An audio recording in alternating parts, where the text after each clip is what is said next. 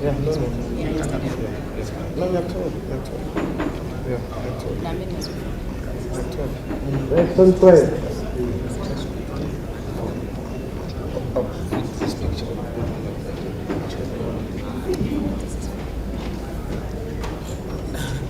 Action play.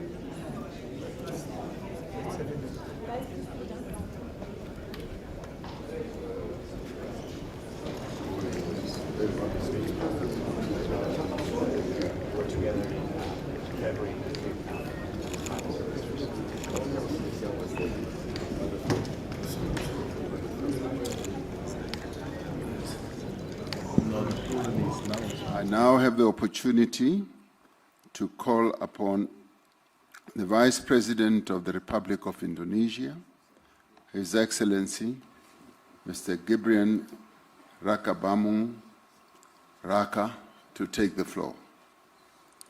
Your Excellency, President Ramaphosa, Excellencies, leaders of G20 countries, let me begin by conveying warm greetings from President Prabowo to President Ramaphosa. Also deep appreciation to the government of South Africa for the warm hospitality and excellent arrangement. We commend South Africa's leadership in steering the G20 through a challenging year. This is a historic G20 summit, the first being held on African soil.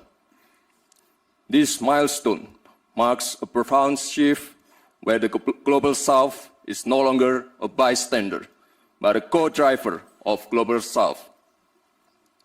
Excellencies, Indonesia believes that global growth must not only be strong, but also fair and inclusive to uplift each and every nation. Indonesia welcomes the G20's focus on sustainable finance, yet ambition must go further to close gaps and to pursue adaptation, mitigation, and transition that is just and fair. The world needs financing that is more accessible, predictable, and equal, especially for developing nations, through debt relief, innovative financing, blended finance, and green transition mechanism. Indonesia allocates more than half of our national climate budget, around $2.5 billion annually, to support green MSMEs, agricultural insurance, and climate-resilient infrastructure. Indonesia also promotes financial inclusion. Our national KRIS digital payment system demonstrates how a simple and a low-cost digital solution can push participation in the economy and minimize inequality. Emerging technologies such as crypto asset, digital tokens, including Bitcoin, may create both opportunities and risks. Therefore, Indonesia proposes that the G20 initiate dialogue on intelligence economy. Indonesia believes that every country is entitled to chart its own development path because there is no single model that fits all. There is no such thing called the best method. Cooperation must empower, not dictate. Cooperation must uplift, not create dependency. Thank you.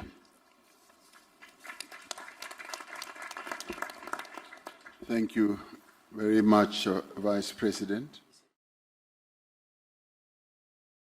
Ireland welcomes the Ministerial Declaration on Disaster Risk Reduction and the overarching approach to identifying, reducing and managing risks before they lead to disasters. On climate, some of us recently returned from COP30 in I'd now like to call His Excellency Mr. Gibran Rakabuming, Raka, the Vice President of Indonesia.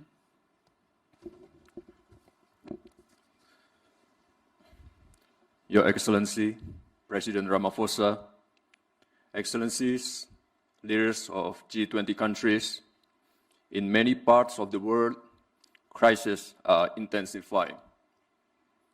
Global solidarity and decisive leadership are needed to address them.